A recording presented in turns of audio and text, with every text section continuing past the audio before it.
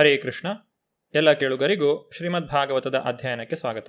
ಶ್ರೀಮದ್ ಭಾಗವತದ 8ನೆಯ ಸ್ಕಂದದಲ್ಲಿ ಗಜೇಂದ್ರನ ಶರಣಾಗತಿ ಪ್ರಾರ್ಥನೆಯನ್ನು ನಾವು ತಿಳಿದುಕೊಳ್ಳುತ್ತಿದ್ದೇವೆ. ದೇವೋತ್ತಮ ಪರಮಪುರುಷನಾದ ಶ್ರೀಕೃಷ್ಣನನ್ನು ವ್ಯಕ್ತಿಗತ ಆತ್ಮನು ಮಾನಸಿಕ, ದೈಹಿಕ ಅಥವಾ ಬೌದ್ಧಿಕ ಕ್ರಿಯೆಗಳಿಂದ ಅರ್ಥ ಮಾಡಿಕೊಳ್ಳಲು ಸಾಧ್ಯವಿಲ್ಲ. ದೇವೋತ್ತಮ ಪರಮಪುರುಷನ ಅನುಗ್ರಹದಿಂದ ವ್ಯಕ್ತಿಗತ ಆತ್ಮನಿಗೆ ಜ್ಞಾನೋದಯವಾಗುತ್ತದೆ. ಭಗವಂತನನ್ನು ಇಲ್ಲಿ ಆತ್ಮಪ್ರದೀಪ ಎಂದು ವರ್ಣಿಸಲಾಗಿದೆ. ಭಗವಂತನು ಸೂರ್ಯನ ಹಾಗೆ. ಸೂರ್ಯನು ಎಲ್ಲವನ್ನೂ ಬೆಳಗಿಸುತ್ತಾನೆ, ಆದರೆ ಅವನನ್ನು ಯಾರೂ ಬೆಳಗಿಸಲು ಸಾಧ್ಯವಿಲ್ಲ. ವ್ಯಕ್ತಿಯು ಪರಮಪ್ರಭುವನ್ನು ಅರಿಯಬೇಕೆಂಬ ತೀವ್ರವಾದ ಆಸಕ್ತಿಯನ್ನು ಹೊಂದಿದ್ದರೆ ಭಗವದ್ಗೀತೆಯಲ್ಲಿ ಬೋಧಿಸಿರುವ ಪ್ರಕಾರ ಭಗವಂತನಿಂದ ಜ್ಞಾನೋದಯವನ್ನು ಪಡೆಯಬೇಕು. ವ್ಯಕ್ತಿಯು ತನ್ನ ಮಾನಸಿಕ, ದೈಹಿಕ ಅಥವಾ ಬೌದ್ಧಿಕ ಶಕ್ತಿಗಳಿಂದ ದೇವೋತ್ತಮ ಪರಮಪುರುಷನನ್ನು ಅರಿತುಕೊಳ್ಳಲು ಸಾಧ್ಯವಿಲ್ಲ. ಗಜೇಂದ್ರನು ತನ್ನ ಮಾತುಗಳನ್ನು ಮುಂದುವರಿಸುತ್ತಾ ಹೀಗೆ ನುಡಿಯುತ್ತಾನೆ. ಭಕ್ತಿಯೋಗದ ದಿವ್ಯ ನೆಲೆಯಲ್ಲಿ ನಿರತರಾದ ಶುದ್ಧ ಭಕ್ತರಿಗೆ ದೇವೋತ್ತಮ ಪರಮಪುರುಷನು ಸಾಕ್ಷಾತ್ಕಾರವಾಗುತ್ತಾನೆ. ಅವನು ಕಶ್ಮಲರಹಿತವಾದ ಸುಖವನ್ನು ಅನುಗ್ರಹಿಸುತ್ತಾನೆ. ಅವನು ದಿವ್ಯ ಜಗತ್ತಿನ ಸ್ವಾಮಿಯಾಗಿದ್ದಾನೆ. ನಾನು ಅವನಿಗೆ ನನ್ನ ಗೌರವಪೂರ್ವಕ ಪ್ರಣಾಮಗಳನ್ನು ಸಲ್ಲಿಸುತ್ತೇನೆ. ಭಗವದ್ಗೀತೆಯಲ್ಲಿ ಹೇಳಿರುವಂತೆ ದೇವೋತ್ತಮ ಪರಮಪುರುಷನನ್ನು ಕೇವಲ ಭಕ್ತಿ ಸೇವೆಯಿಂದ ಮಾತ್ರ ಅರ್ಥ ಮಾಡಿಕೊಳ್ಳಬಹುದು. ಭಕ್ತ್ಯಾ ಮಾಂ ಅಭಿಜಾನಾತಿ ಯಾವಾನ್ ಯಶ್ಚಾಸ್ಮಿ ತತ್ವತಃ. ದೇವೋತ್ತಮ ಪರಮಪುರುಷನನ್ನು ಸತ್ಯದಲ್ಲಿ ಅರಿಯಬೇಕಾದರೆ ಭಕ್ತಿ ಸೇವೆಯ ಮಾರ್ಗವನ್ನು ಅನುಸರಿಸಬೇಕು. ಇದನ್ನು ಸತ್ವ ಅಥವಾ ಶುದ್ಧ ಸತ್ವ ಎಂದು ಕರೆಯುತ್ತಾರೆ.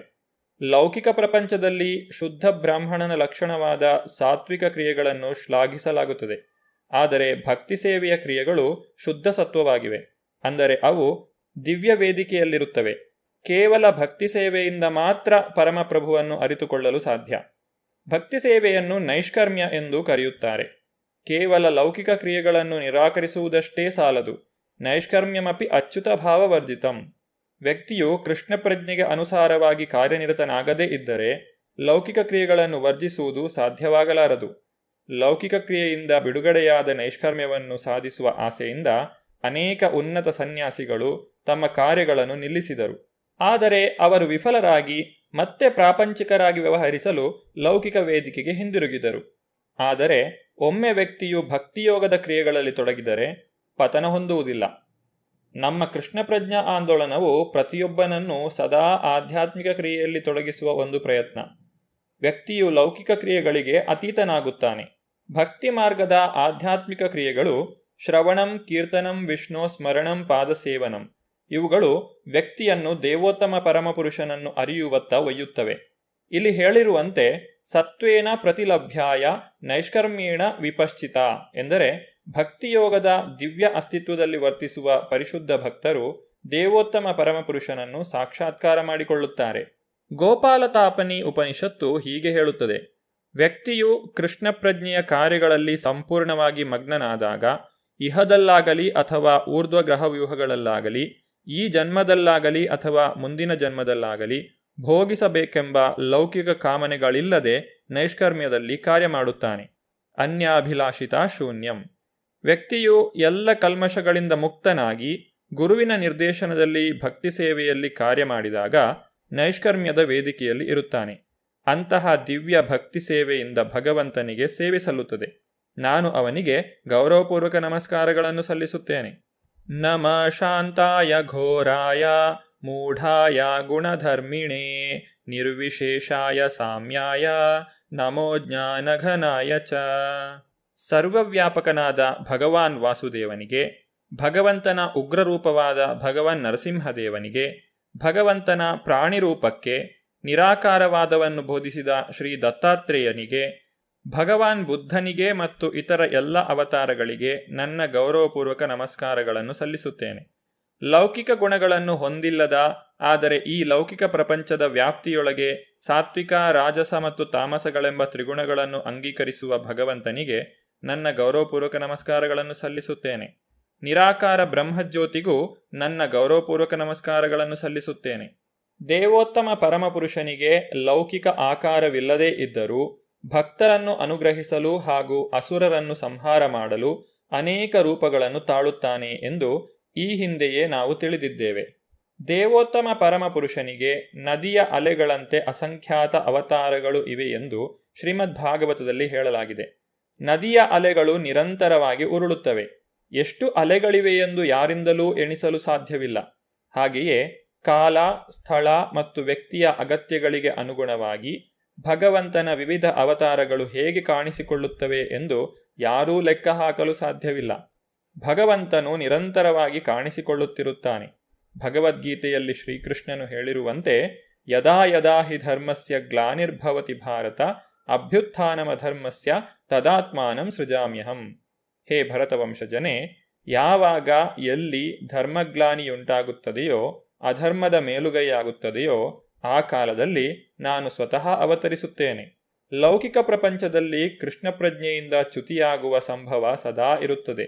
ಆದ್ದರಿಂದ ಕೃಷ್ಣ ಮತ್ತು ಅವನ ಭಕ್ತರು ಅಂತಹ ದೈವರಾಹಿತ್ಯವನ್ನು ದಮನ ಮಾಡಲು ಸದಾ ವಿವಿಧ ರೀತಿಯಲ್ಲಿ ಕಾರ್ಯ ಮಾಡುತ್ತಾರೆ. ದೇವೋತ್ತಮ ಪರಮಪುರುಷನ ಜ್ಞಾನ ಲಕ್ಷಣಗಳನ್ನು ಒತ್ತಿ ಹೇಳುವ ನಿರಾಕಾರವಾದಿಗಳು ಕೂಡ ಭಗವಜ್ಯೋತಿಯಲ್ಲಿ ಲೀನವಾಗಲು ಬಯಸುತ್ತಾರೆ. ಆದ್ದರಿಂದ ಜ್ಞಾನಘನಾಯ ಎಂಬ ಶಬ್ದವು ದೇವರ ರೂಪ ಮತ್ತು ಅಸ್ತಿತ್ವದಲ್ಲಿ ನಂಬಿಕೆ ಇಲ್ಲದ ನಾಸ್ತಿಕರಿಗಾಗಿ ಈ ಎಲ್ಲ ವಿಧದ ಅವತಾರಗಳು ಕಾಣಿಸಿಕೊಂಡವು ಎಂಬುದನ್ನು ಸೂಚಿಸುತ್ತದೆ. ಅನೇಕ ರೂಪಗಳಲ್ಲಿ ಭಗವಂತನು ಬೋಧಿಸಲು ಬರುವುದರಿಂದ ದೇವರಿಲ್ಲ ಎಂದು ಯಾರೂ ಹೇಳಲಾರರು. ಜ್ಞಾನಘನಾಯ ಎಂಬ ಶಬ್ದವನ್ನು ಇಲ್ಲಿ ವಿಶೇಷವಾಗಿ ಊಹಾತ್ಮಕ ತಾತ್ವಿಕ ಅರಿವಿನ ಮೂಲಕ ಭಗವಂತನನ್ನು ಶೋಧನೆ ಮಾಡಲು ಹೋಗಿ ಜ್ಞಾನದಲ್ಲಿ ಪರಿಪಕ್ವವಾದವರನ್ನು ಸೂಚಿಸಲು ಉಪಯೋಗಿಸಲಾಗಿದೆ. ದೇವೋತ್ತಮ ಪರಮಪುರುಷನನ್ನು ಅರಿಯಲು ಕೇವಲ ಬಾಹ್ಯ ಜ್ಞಾನವು ನಿರುಪಯುಕ್ತ. ಆದರೆ ವ್ಯಕ್ತಿಯ ಜ್ಞಾನವು ಅತ್ಯಂತ ತೀವ್ರ ಮತ್ತು ಆಳವಾದಾಗ ವಾಸುದೇವನನ್ನು ಅರಿತುಕೊಳ್ಳುತ್ತಾನೆ. ವಾಸುದೇವ ಸರ್ವಮಿತಿ ಸ ಮಹಾತ್ಮ ಸುದುರ್ಲಭ. ಜ್ಞಾನಿಯಾದವನು ಅನೇಕ ಜನ್ಮಗಳ ತರುವಾಯ ಈ ಹಂತವನ್ನು ತಲುಪುತ್ತಾನೆ. ಜ್ಞಾನಘನಾಯ ಎಂಬ ಶಬ್ದವನ್ನು ಇಲ್ಲಿ ಬಳಸಲಾಗಿದೆ. ಭಗವಾನ್ ವಾಸುದೇವನು ಪ್ರತಿಯೊಬ್ಬರ ಹೃದಯದಲ್ಲೂ ನೆಲೆಸಿದ್ದಾನೆ. ಆದರೆ ಜೀವಿಯೊಡನೆ ಕಾರ್ಯ ಮಾಡುವುದಿಲ್ಲ ಎಂಬುದನ್ನು ಶಾಂತಾಯ ಎಂಬ ಶಬ್ದವು ಸೂಚಿಸುತ್ತದೆ. ಜ್ಞಾನಿಗಳು ಜ್ಞಾನದಲ್ಲಿ ಸಂಪೂರ್ಣ ಪ್ರಬುದ್ಧರಾದಾಗ ವಾಸುದೇವನನ್ನು ಸಾಕ್ಷಾತ್ಕರಿಸಿಕೊಳ್ಳುತ್ತಾರೆ. ಕ್ಷೇತ್ರಜ್ಞಾಯ ನಮಸ್ತುಭ್ಯಂ ಸರ್ವಾಧ್ಯಕ್ಷಾಯ ಸಾಕ್ಷಿಣೇ ಪುರುಷಾಯಾತ್ಮ ಮೂಲಾಯ ಮೂಲ ಪ್ರಕೃತಯೇ ನಮಃ. ಪರಮಾತ್ಮನಾದ, ಪ್ರತಿಯೊಂದರ ಮೇಲ್ವಿಚಾರಕನಾದ ಮತ್ತು ಸಂಭವಿಸುವ ಎಲ್ಲದರ ಸಾಕ್ಷಿಯಾದ ನಿನಗೆ ನನ್ನ ಗೌರವಪೂರ್ವಕ ನಮಸ್ಕಾರಗಳು. ನೀನೇ ಪರಮಪುರುಷ, ಲೌಕಿಕ ಪ್ರಕೃತಿಯ ಹಾಗೂ ಸಮಸ್ತ ಲೌಕಿಕ ಶಕ್ತಿಯ ಮೂಲವಾಗಿದ್ದೀಯೆ. ನೀನು ಲೌಕಿಕ ದೇಹದ ಒಡೆಯನೂ ಆಗಿದ್ದೀಯೆ. ನೀನು ಪರಮ ಪರಿಪೂರ್ಣ. ನಿನಗೆ ನನ್ನ ಗೌರವಪೂರ್ವಕ ನಮಸ್ಕಾರಗಳನ್ನು ಸಲ್ಲಿಸುತ್ತೇನೆ. ಭಗವದ್ಗೀತೆಯಲ್ಲಿ ಭಗವಾನ್ ಶ್ರೀಕೃಷ್ಣನು ಈ ರೀತಿಯಾಗಿ ನುಡಿಯುತ್ತಾನೆ: ಕ್ಷೇತ್ರಜ್ಞಂ ಚಾಪಿ ಮಾಂ ವಿದ್ಧಿ ಸರ್ವಕ್ಷೇತ್ರೇಷು ಭಾರತ. ಹೇ ಭರತವಂಶಜನೇ, ನಾನು ಎಲ್ಲ ದೇಹಗಳನ್ನು ತಿಳಿದವನೆಂದು ನೀನು ಅರ್ಥ ಮಾಡಿಕೊಳ್ಳಬೇಕು. ನಮ್ಮಲ್ಲಿ ಪ್ರತಿಯೊಬ್ಬರೂ ನಾನು ಈ ದೇಹ ಅಥವಾ ಇದು ನನ್ನ ದೇಹ ಎಂದು ಭಾವಿಸುತ್ತೇವೆ. ಆದರೆ ವಾಸ್ತವವಾಗಿ ಸತ್ಯವು ಬೇರೆಯಾಗಿದೆ. ಪರಮಸ್ವಾಮಿಯು ನಮಗೆ ನಮ್ಮ ದೇಹಗಳನ್ನು ನೀಡಿದ್ದಾನೆ. ಕ್ಷೇತ್ರಜ್ಞನೂ ಆಗಿರುವ ಜೀವಿಯು ಅಥವಾ ದೇಹವನ್ನು ತಿಳಿದವನು ದೇಹದ ಏಕೈಕ ಸ್ವಾಮಿಯಲ್ಲ.